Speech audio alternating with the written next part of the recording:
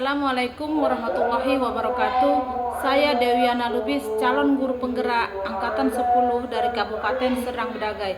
Pada kesempatan kali ini, saya akan mewawancarai dua kepala sekolah terkait bagaimana cara mengambil keputusan saat mereka dalam menghadapi masalah dilema etika. Selamat menonton.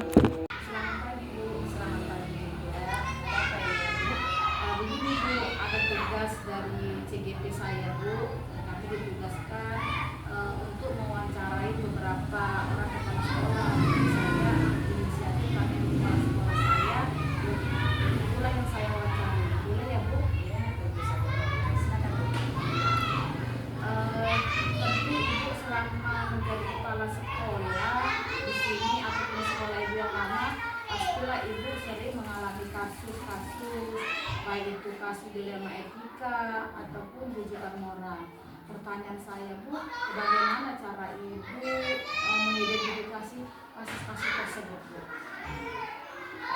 Tentunya kalau kita menghadapi sebuah kasus, kita bisa melihat apakah itu dilema etika atau kasus dilema moral. Pertama, kalau kasus itu terdapat ada dua hal pertimbangan dan kedua-duanya sama benar, berarti itu kasus dilema. Tetapi jika di kasus ini terdapat kebenaran dan melawan kesalahan, berarti itu termasuk dalam kasus rujukan moral. Jadi kita harus dapat memilih salah satu di antara kedua kasus tersebut. Kemudian lagi kita harus dapat memilih yang paling benar di antara dua kebenaran. Mana yang paling benar? Jadi dilema etika itu suatu kasus yang benar lawan benar, ya, Bu. Sedangkan rujukan moral itu kasus yang benar lawan salah. Iya. Jadi pertanyaan selanjutnya, kira-kira bagaimana cara Ibu dalam mengambil langkah dalam menghadapi dua kasus itu, dalam mengambil keputusan? Meskipun kita tahu itu dua-duanya bagus ini, karena kalau yang kasus dilema etika tadi itu kan dari permasalahan benar melawan masalah yang benar juga. Kemudian kalau yang dilema rujukan moral itu melawan kasus yang melawan benar melawan yang salah.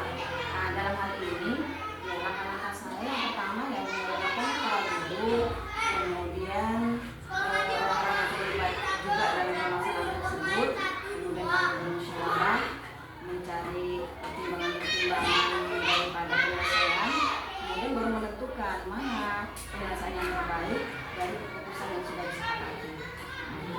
Saya sih kalau di dalam lapangan saya seperti itu.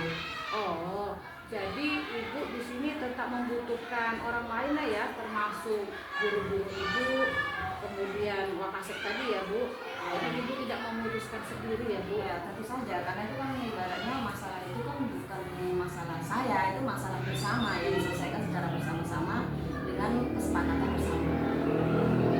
Ibu dalam mengambil keputusan tadi, kira-kira ada nggak cara yang lebih efektif yang bisa mempermudah Ibu dalam mengambil keputusan itu? Pertama, sesegera mungkin saya mengumpulkan teman-teman guru, kemudian saya sampaikan permasalahan yang ada itu secara detail, memusyawarahkan, kemudian mengambil fakta dan data untuk mengetahui mana yang benar, mana yang salah, baru kemudian kami menentukanlah keputusan mana penyelesaian yang terbaik yang disepakati bersama, itulah yang kami kedepankan penyelesaian masalah tersebut. Berarti intinya, Bu, dari pendapat guru-guru Ibu tadi mempermudah Ibu lah dalam mengambil keputusan. Iya, tentu saja lah. Gini, Bu, selama Ibu memutuskan permasalahan tadi, mungkin selama Ibu juga apakah ada tantangan yang Ibu alami? Tantangan apa yang Ibu rasa sulit lah gitu? Ya, namanya masalah itu kan banyak. Ada masalah ringan yang itu bisa kami selesaikan secara langsung. Ada yang masalah berat, jadi perlu penyelesaian yang tidak mudah gitu. Jadi selain kita itu ibaratnya mengumpulkan guru-guru, kemudian orang-orang yang terlibat dalam masalah tersebut, kemudian mencari fakta dan data, itu juga perlu. Juga ada tantangan-tantangan yang juga ini berat untuk diselesaikan. Nah, di sini cara menyelesaikannya ya itu tadi. Ini Bu, kalau yang permasalahan yang ada yang berat untuk diselesaikan, tantangan yang saya hadapi itu menyampaikan permasalahan secara detail sama teman-teman guru, sama warga sekolah yang ada, ya. Karena itu mereka itu juga apa yang saya sampaikan juga tidak mudah untuk percaya gitu-gitu aja. Nah, jadi penjelasan saya itu juga tidak harus penjelasan doang, harus dilengkapi dengan data dan fakta sehingga mereka benar-benar yakin gitu apa yang saya sampaikan, ya, apa yang saya ingin putuskan itu benar-benar mereka yakin, oh betul, inilah keputusan yang harus diambil gitu. Jadi intinya suara terbulat yang Ibu dijadikan dasar dari keputusan tersebut.